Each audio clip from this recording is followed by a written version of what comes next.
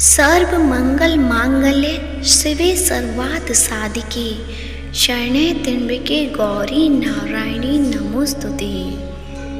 प्रिय भक्तजनों, आप सभी को मायरा वॉइस चैनल में हार्दिक स्वागत है और आप सभी को मायरा वॉइस चैनल की तरफ से शारदीय नवरात्रों की हार्दिक शुभकामनाएं। आशा करती हूँ कि भगवान की कृपा आप सभी पर सदैव बनी रहे। जय माता दी। तो आज के इस वीडियो में हम सुनेंगे नवरात्रि व्रत कथा, जिसे 9 दिन सुना जरूर जाता है, जिससे देवी की आशीर्वाद प्राप्त होता है। तो इस कथा को पूरी श्रद्धा भाव से पूरा अवश्य सुने और कमेंट बॉक्स में जय माता दी अवश्य लिखें। अब सुनिए कथा।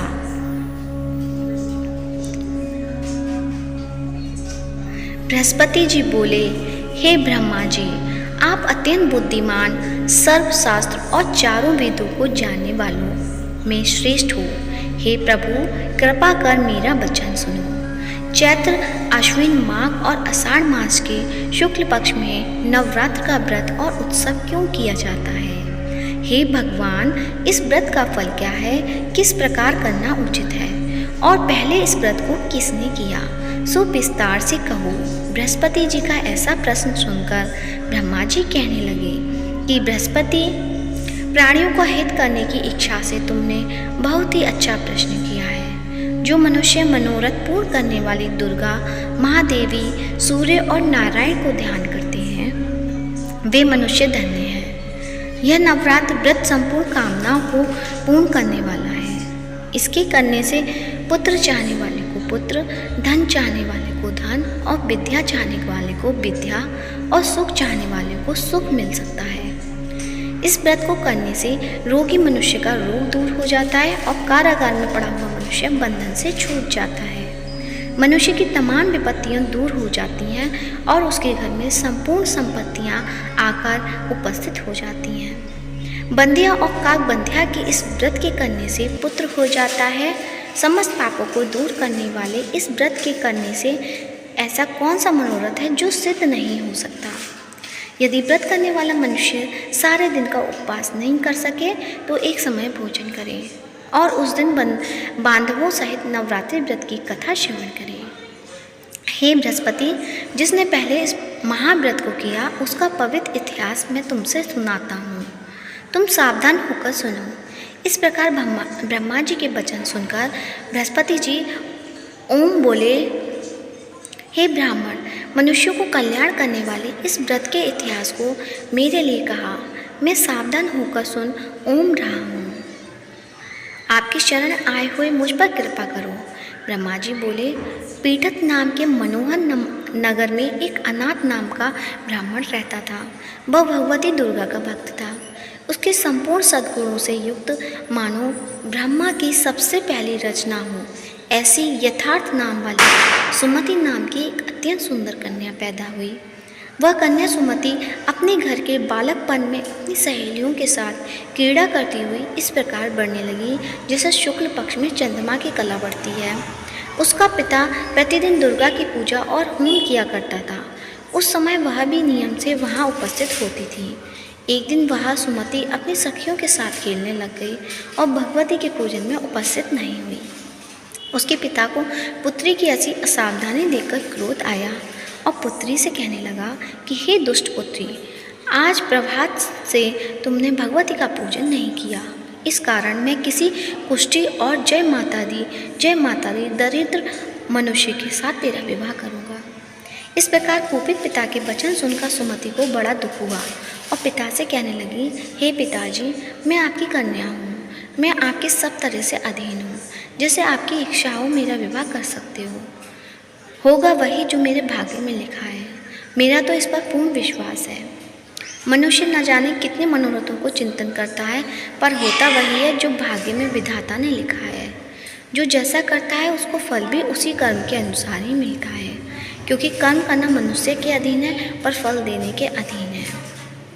जैसे अग्नि में पड़े हुए तृण दी उसको अधिक प्रदीप्त कर देते हैं, उसी तरह अपनी कन्या के ऐसे निर्भयता से कहे हुए वचन सुनकर उस ब्राह्मण को अधिक क्रोध आया। तब उसने अपनी कन्या का एक कुष्ठी के साथ विवाह कर ओम दिया और अत्यंत क्रोध होकर पुत्री से कहने लगा कि जाओ जाओ, जल्दी जाओ, अपने कर्म का फल भोगो। देखिए केवल भाग्य के भरोसे पर रहकर क्या करती है। इस प्रकार से कहे हुए पिता के कटु वचनों को सुनकर सुमति अपने मन में विचार करने लगी कि अहो, मेरा बड़ा दुर्भाग्य है जिससे मुझे ऐसा पति मिला। इस तरह अपने दुख का विचार करती हुई वह सुमति अपने पति के साथ वन चली गई और भयानक वन में कुशा युक्त उस स्थान पर उन्होंने रात बड़े कष्ट से व्यतीत की। उस गरीब बालिका की ऐसी दशा देखकर भगवती पुण्य के प्रभाव से प्रकट होकर सुमति से कहने लगी कि हे ब्राह्मणी, मैं तुम पर प्रसन्न हूँ, तुम जो चाहो वरदान मांग सकती हो, मैं प्रसन्न होकर मनोवांछित फल देने वाली हूँ। इस प्रकार भगवती दुर्गा का वचन सुनकर ब्राह्मणी कहने लगी कि आप कौन हैं जो मुझ पर प्रसन्न हुई हो। यह सब मेरे लिए कहा और अपनी कृपा दृष्टि से मुझ दासी को कृतार्थ करो। ऐसा ब्राह्मणी का वचन सुनकर देवी कहने लगी, मैं आदि शक्ति हूँ और मैं ही ब्रह्मा विद्या और सरस्वती हूँ। मैं प्रसन्न होकर प्राणियों को दुख दूर कर उसको सुख प्रदान करती हूँ। हे ब्राह्मणी, मैं तुम पर तेरे पूर्व जन्म के पुण्य के प्रभाव से प्रसन्न हूँ। तुम्हारे पूर्व जन्म का वृत्तांत सुनाती हूँ, सुनो। तुम पूर्व जन्म में भील की स्त्री थी और अति प्रतिव्रता थी। एक दिन तेरे पति निषाद ने चोरी करने के कारण तुम दोनों को सिपाहियों ने पकड़ लिया और ले जाकर जेल खाने में कैद कर दिया। उन लोगों ने तेरे को और तेरे पति को भोजन भी नहीं दिया। इस प्रकार नवरात्र के दिनों में तुमने ना तो कुछ खाया और ना ही जल पिया, इसलिए 9 दिन तक नवरात्र का व्रत हो गया। हे ब्राह्मणी, उन दिनों में जो व्रत हुआ उस व्रत के प्रभाव से प्रसन्न होकर तुम्हें मनोवांछित वस्तु दे रही हूँ। तुम्हारी ओम जो इच्छा हो सो मांगो। इस प्रकार दुर्गा के कहे वचन सुनकर ब्राह्मणी बोली, अगर आप मुझ पर प्रसन्न हैं तो दुर्गे, आपको प्रणाम करती हूँ। कृपया करके मेरे पति के कोढ़ को दूर करो। देवी कहने लगी कि उन दिनों में जो तुमने व्रत किया था उस व्रत के एक दिन का पुण्य अपने पति का कोढ़ दूर होने के लिए अर्पण करो। मेरे प्रभाव से तेरा पति कोढ़ से रहित और सोने के समान शरीर वाला हो जाएगा। ब्रह्मा जी बोले। इस प्रकार देवी का वचन सुनकर वह ब्राह्मणी बहुत प्रसन्न हुई और पति को निरोग करने की इच्छा से ठीक है ऐसे बोली। तब तक उसके पति का शरीर भगवती दुर्गा की कृपा से कुछ क्षीण होकर अति कांति युक्त हो गया, जिसकी कांति के सामने चंद्रमा की कांति भी क्षीण हो जाती है। वह ब्राह्मणी पति की मनोहर देह को देखकर देवी को अति पराक्रमी वाली समझकर स्तुति करने लगी कि हे दुर्गे, आप दुर्गत को दूर करने वाली, तीनों जगत का संताप हरने वाली, समस्त दुखों को दूर करने वाली, रोगी मनुष्य को निरोग करने वाली, प्रसन्न होने पर मनोवांछित वस्तु को देने वाली और दुष्ट मनुष्य का नाश करने वाली हो। तुम ही सारे जगत की माता और पिता हो। हे अम्बे, मुझ अपराध रहित अबला की मेरे पति के कुष्ठ के साथ विवाह कर मुझे घर से निकाल दिया। उसकी निकाली हुई मैं पृथ्वी पर घूमने लगी। आपने ही मेरा इस आपत्ति रूपी समुद्र से उद्धार किया है। हे देवी, आपको प्रणाम करती हूँ, मुझ दीन की रक्षा करो। ब्रह्मा जी बोले कि हे बृहस्पति। इस प्रकार उस सुमति ने मन से देवी की बहुत स्तुति की। उससे की हुई स्तुति सुनकर देवी को बहुत संतोष हुआ और ब्राह्मणी से कहने लगी कि हे ब्राह्मणी, तुम्हारे उदयाल नाम का एक अति बुद्धिमान, धनवान, कीर्तिवान और जितेंद्रिय पुत्र शीघ्र ही होगा। ऐसा कहकर वह देवी उस ब्राह्मणी से फिर कहने लगी कि हे ब्राह्मणी, और जो कुछ तेरी इच्छा हो वही मनोवांछित वस्तु तुम मांग सकती हो। ऐसा भगवती दुर्गा का वचन सुनकर सुमति बोली कि हे भगवती दुर्गे, अगर आप मेरे पर प्रसन्न हो तो कृपया कर मुझे नवरात्रि विधि बताइए। हे दयावती, जिस विधि से नवरात्र व्रत करने से आप प्रसन्न होती हैं उस विधि और उसके फल को मेरे लिए विस्तार से वर्णन करें।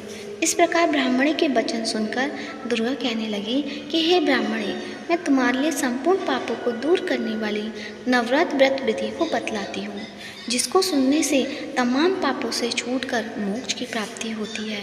अश्विन मास के शुक्ल पक्ष की प्रतिपदा से लेकर 9 दिन तक विधि पूर्वक व्रत करें।